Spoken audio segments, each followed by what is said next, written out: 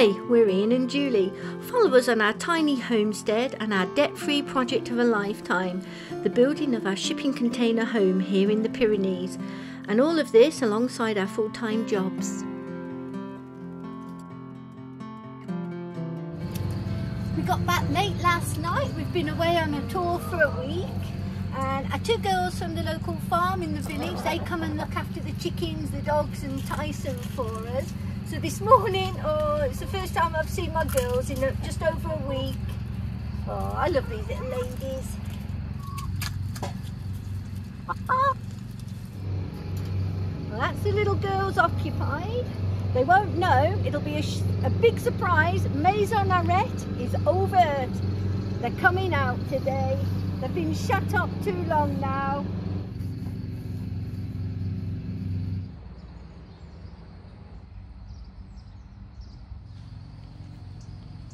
Hi there. Well, we've made it back to the off-grid plot, and I knew it. This plant, I've been watching this for weeks and weeks. We go away and it flowers, and I actually saw it on the security camera, but we've come back and yeah, I get to see the death plant. It's dead.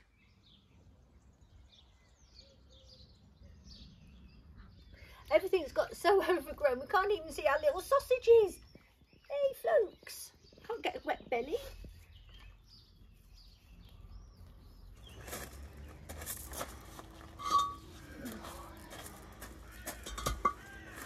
You are. And all this with one hand.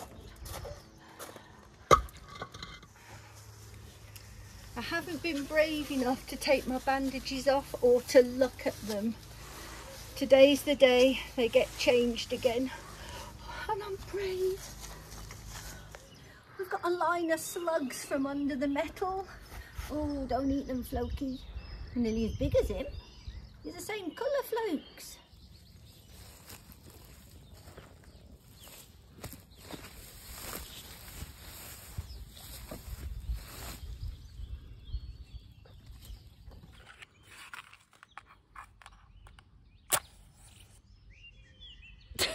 Cool. Oh, yeah, we got it.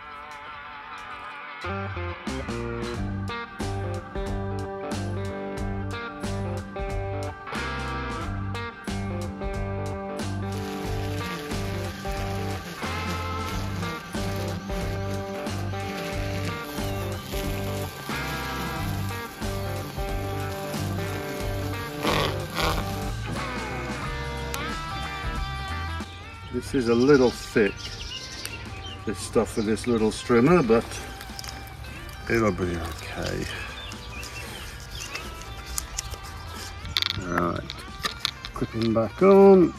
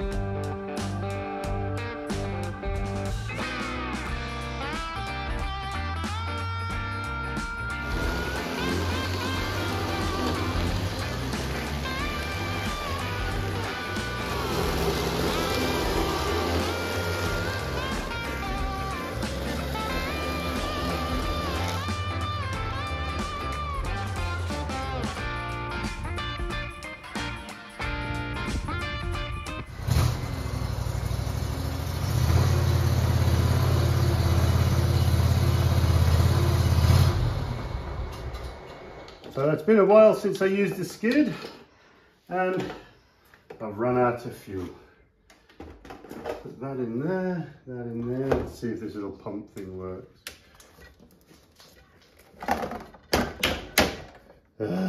Little pump didn't work. So I'm gonna have to try and get this in. There we go.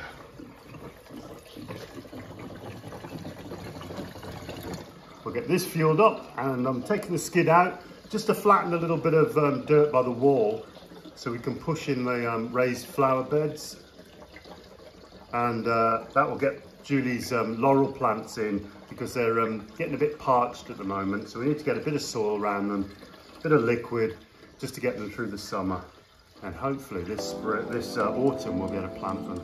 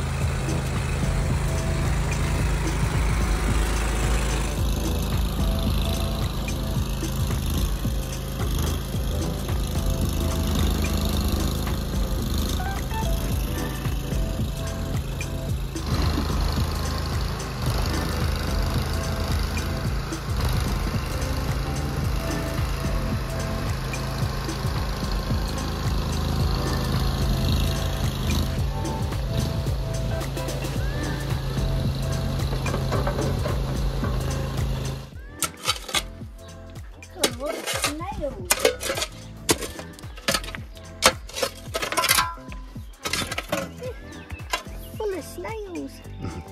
Oh, God, he's green.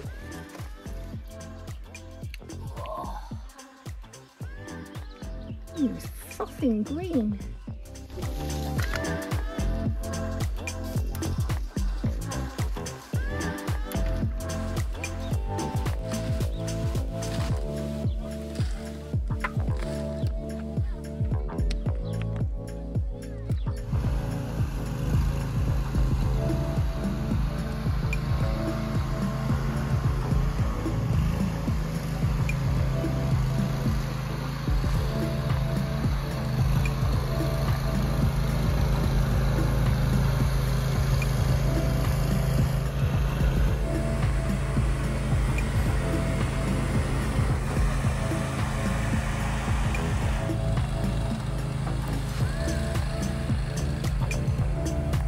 Getting rid of all the old crappy wood. This is what we basically get when we go and pick up timber and things, and there's a few of these forming boards that we just want to get straight again. We've got some newer former boards up there and I just don't want to get too messy. It's starting to become a scrap pile.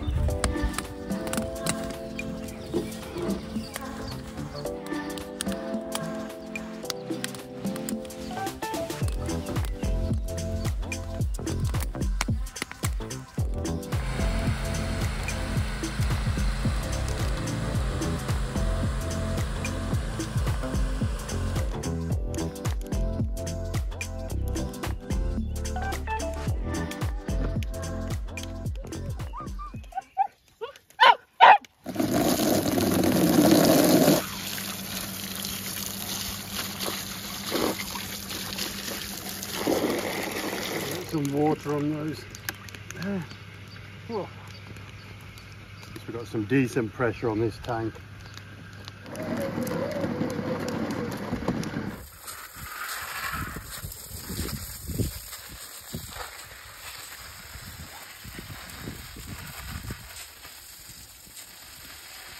So I've been going round because we seem to have found so many slugs and snails.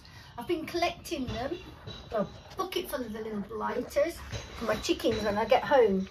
But look, I've got escapees. Go back in. Well, we think we got it a bit tidier. Just looks a bit neater. The red tractor bucket on the 3-point hitch at the back, we're going to take that back up to the polytunnel and get rid of that. We've just put the fencing along the wall. Now our neighbour's making this block wall, which is great, but it's just taking an absolute age. And I'd bought all that green sort of mesh fencing for that boundary. Now we don't need it, so we're gonna have to go and find somewhere else to put it. But we got rid of it, all trimmed, all clean. This here, once we dig out the foundations for the house, we'll up this by about 1 foot of earth, about 30 centimetres, and then level all that off and put the green paper down, you know, the membrane. Yeah, the membrane. I always forget the name of it. We'll put all that down in readiness for the raised beds.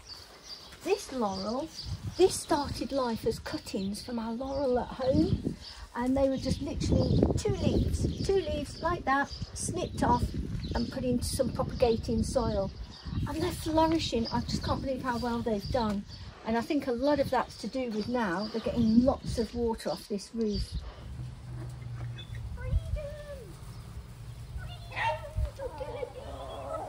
Oh, I've got you some treaties. Oh, look at that, freedom from... Look at this. Oh.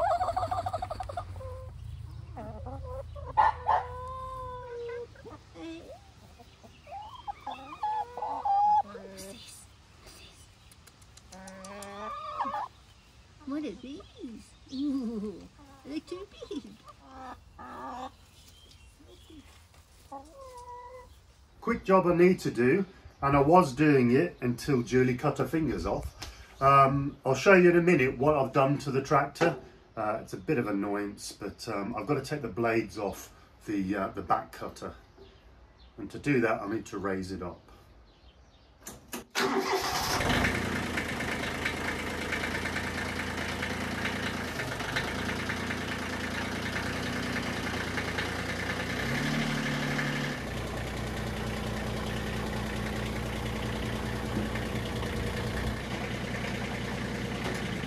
Right, so it's just to stop this. I think that should be right. Yeah, this mechanism here held on with 3 bolts. All 3 bolts seem to have rattled off the bottom. I didn't realise, I thought it was a bit loose, and then that ultimately fell off, went straight under the cutters and snapped the cutters into pieces. I'm hoping it's just the one, but look at it, it's ridiculous. So I'm just going to go under now and take off that the worst cutter, take it to the tractor supplies, just to see whether they can order another one. So it's difficult for me to show you, but I've got to wedge this. I've got a wedge here, a wooden one. Somehow wedge the blade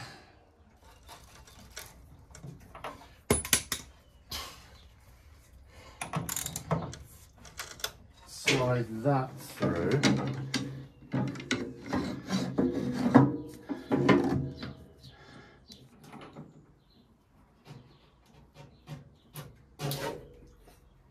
Got a long bar or something I can pull.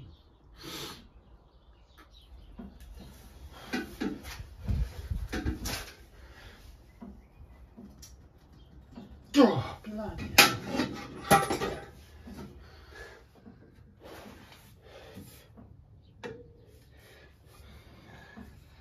Well, that was a bit of a failure. I can't get the bolts off, even using big long poles for leverage. Put in the comments below whether you think the bolt that fits onto the cutter is a left-handed thread or a standard thread. There's no markings on the nut. Normally they have a little line grinded into it to say it's a left-handed thread. But I tried both ways, but I hate that because you're tightening up one way, aren't you? So stick in the comments below. I've taken photos, I've got the model number of the cutter. I'm going to go to the tractor supplies now, ask them and try and get a couple on order. I need 2. The other one, the small end, has just been snapped off. So 2 out of the 3 are totally ruined. Right, I've got another idea for a cutter. I'm going to go and see if I can sort that out.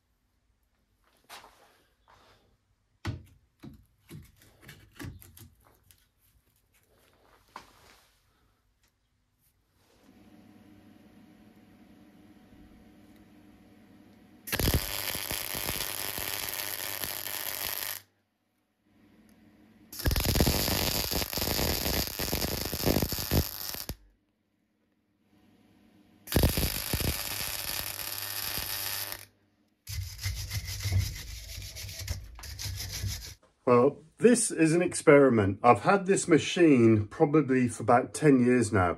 We bought it the same time as we bought Julie's really old Harris Pony tractor, and we've sold that about 4 years ago. So this is a grass cutter. Now, every time I've used it, and I basically bought it broken, this shaft here, tad hot still, keeps snapping off. So I cleaned it all up, wedged it in, as you saw, and basically put a good couple of beads of weld around here. This basically just keeps this section steady while the motor, and you'll see the machine in a minute, it's very, very old, but hopefully it's going to be effective. And I forgot I had this. This was stored in one of the old, well, my barn next door under a load of rubbish. But this will slide backwards and forwards, and hopefully I should be able to cut that bottom bank while I'm waiting for the cutter blade that, yeah, you just saw that was broken. So fingers crossed. It's a bit wet out, so I can't try it today, but I'm going to let that cool off. I'm going to go and have a look at the machine now and get that, see if I can get it started. So this is the machine I'm working on at the moment. It is pretty old.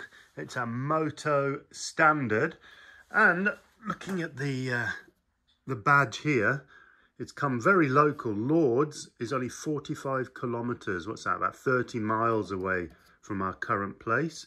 So Engines Agricole, Gabriel Canton, Lords, and his telephone number 798 Lords. But it's been working, not at the moment, but I've had it in our field a few years ago now, and it cuts quite well, but it's pretty dangerous. So I'm going to try and get this started. I think the fuel tank is blocked. I've just taken this air filter off, and you can see it's not very nice. And I'll just check the spark plug. And then what I do is use my drill just to crank it round instead of the, well, I'll show you, instead of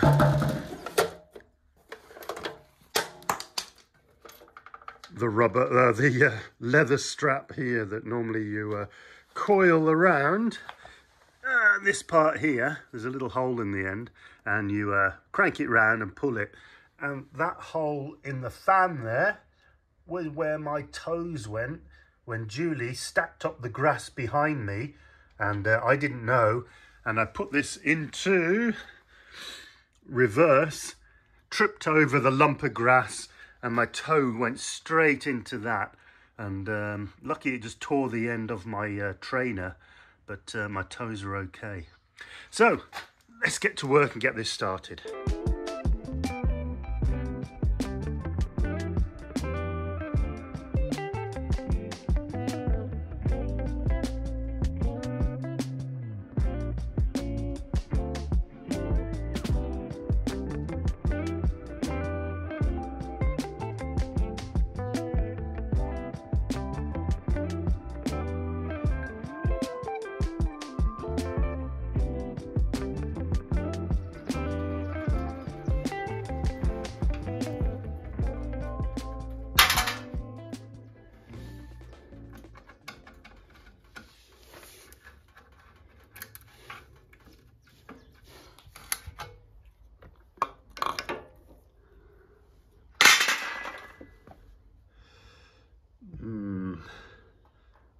I put fresh fuel in, but I think it is blocked just on the outlet. The blockage there wasn't from the tank, it was actually just from the end of this pipe here. So I just disconnected that, and the petrol itself just pushed it out.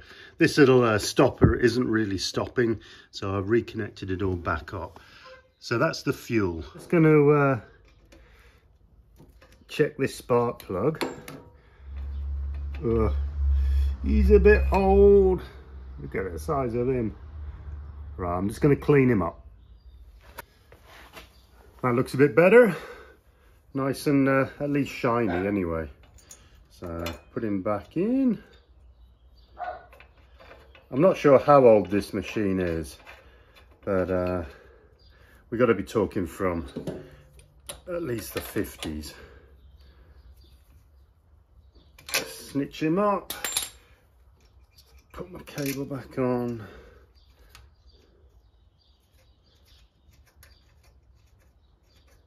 Right, other than that, I checked the oil. Just using a socket on the end of my drill. My impact driver didn't work, it just span, just because of the compression, I think. So let's have a look, see if this will work. This is also a bit, if I just get it over the compression stroke. Come on.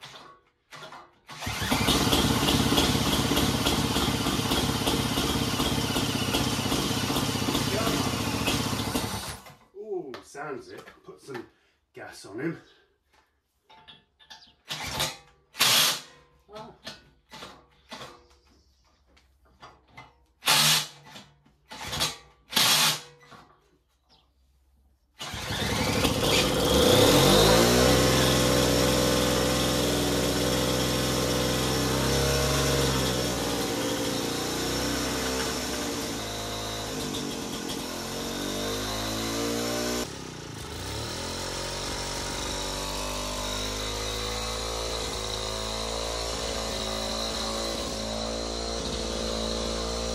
The thing I haven't figured out is how to stop it. The only thing I can do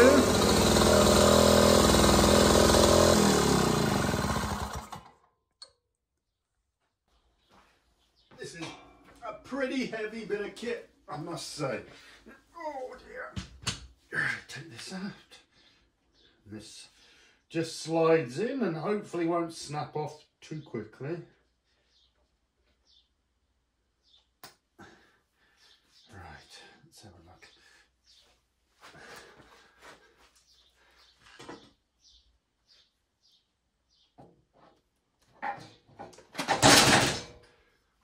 Fixed with that bolt, and then this little nose of this here will basically take this one left and right. So I'm just going to try and get this bolt in there. So let's start him up.